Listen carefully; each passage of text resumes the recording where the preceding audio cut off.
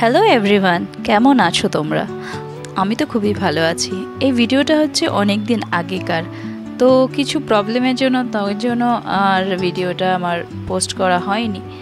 তো আজকে যখন এডিট করতে বসি তখন এই ভিডিওটা সামনে আসে।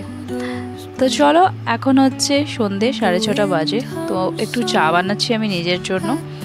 তো বিকালের ভিডিও এটা।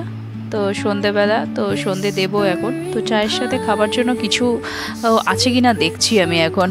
তো এনে তো রেখে দিই ভেতরে, অত মনে থাকে না। তো দেখছি ভেতরে যে একটা চানাচুরের প্যাকেট পেয়েছি। তো চানাচুরটা বের করব, আর চায়ের পাতাও শেষ হয়ে গেছিলো, তো চায়ের পাতা ছিল সেটাও বের করে নিলাম। তো আমার এই চানাচুরটা খুব ভাল লাগে, খাট্টা মিঠা। তো চায়ের সাথে কিছু না হলে আমার আবার ভাল লাগে না কিছু, মানে আমার না চায়ের সাথে বিস্কুট খেতে ভাল লাগে না, একদমই ভাল লাগে না। চায়ের সাথে চানাচুর, নামকিন বা কোনো কিছু নোনতা জাতীয় জিনিস এগুলোই ভাল লাগে।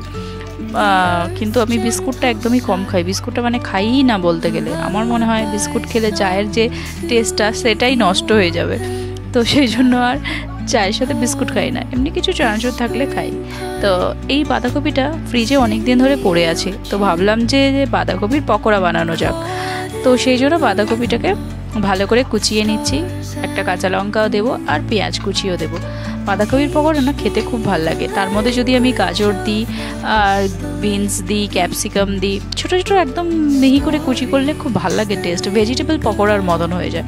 তো যাই হোক, আমার তো এখানে শুধু বাঁধাকপি আছে, তো এই বাঁধাকপির পকোড়াটা বানিয়ে নিচ্ছি। এখানে কাঁচা লঙ্কা, পেঁয়াজ সব দিয়ে দিয়েছি, তার সাথে একটা দিলাম ডিম। ডিমটা হচ্ছে অপশনাল, তুমি দিতেও পারো নাও পারো। তো আমি একটু ডিম দিয়ে দিলাম, তার মধ্যে দিলাম একটু নুন, একটুখানি হলুদ আর একটু গোলমরিচের গুঁড়ো দেবো, আর একটু ম্যাগি মশলা ছিল প্যাকেট, সেটাও দিয়ে দিলাম। তো টেস্টটা একটু ভালো আসে। তো এখানে বেসন দিয়েও করা যায় এটা, তো আমি আজকে বেসন দেবো না, আমি দেবো অল্প ময়দা দিয়ে বানাবো। তো দিলাম 2 চামচ ময়দা আর 1 চামচ কর্নফ্লাওয়ার দেবো, দিয়ে এটাকে ভালো করে মেখে নেব। আর অল্প অল্প জল দেবো, বেশি জল দিলে তাহলে আর ভালো হবে না, তো পাকটা মানে শক্ত হবে না, একটু নরম হয়ে যাবে। তো চিলি ফ্লেক্স ছিল আমার কাছে, তো অল্প আমি চিলি ফ্লেক্সও এর মধ্যে দিয়ে দিচ্ছি, দিয়ে ভালো করে এটাকে মেখে নেব।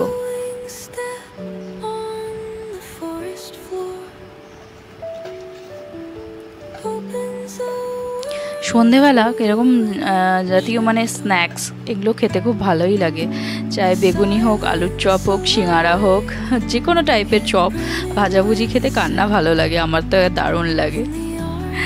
তো এই হচ্ছে ব্যাপার। তো ভালো করে মেখে ফ্রাই প্যানে আমি তেল দিয়ে, অল্পই তেল দিয়ে একটু একটু এরকম করে শ্যালো ফ্রাই করে নেব। তো হালকা হালকা করে আঁচটা মানে একদম হালকা করে দিতে হবে, গ্যাসের ফ্লেমটা একটু আস্তে করে দিয়ে লাল লাল করে ভেজে নিতে হবে, তাহলেই আমাদের রেডি হয়ে যাবে বাঁধাকপির পকোড়া।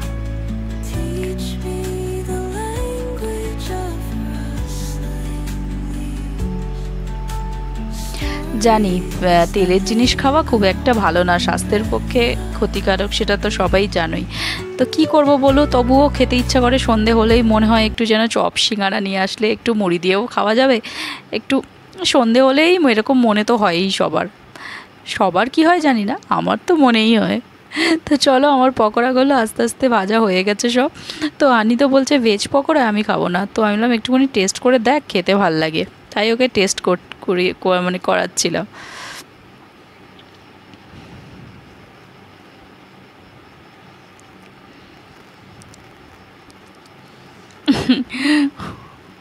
ও খাবে কিনা জানি না, ওকে জাস্ট একটু টেস্ট করালাম। তো আমি তো খেয়ে নিলাম, তো দারুণ টেস্ট হয়েছে।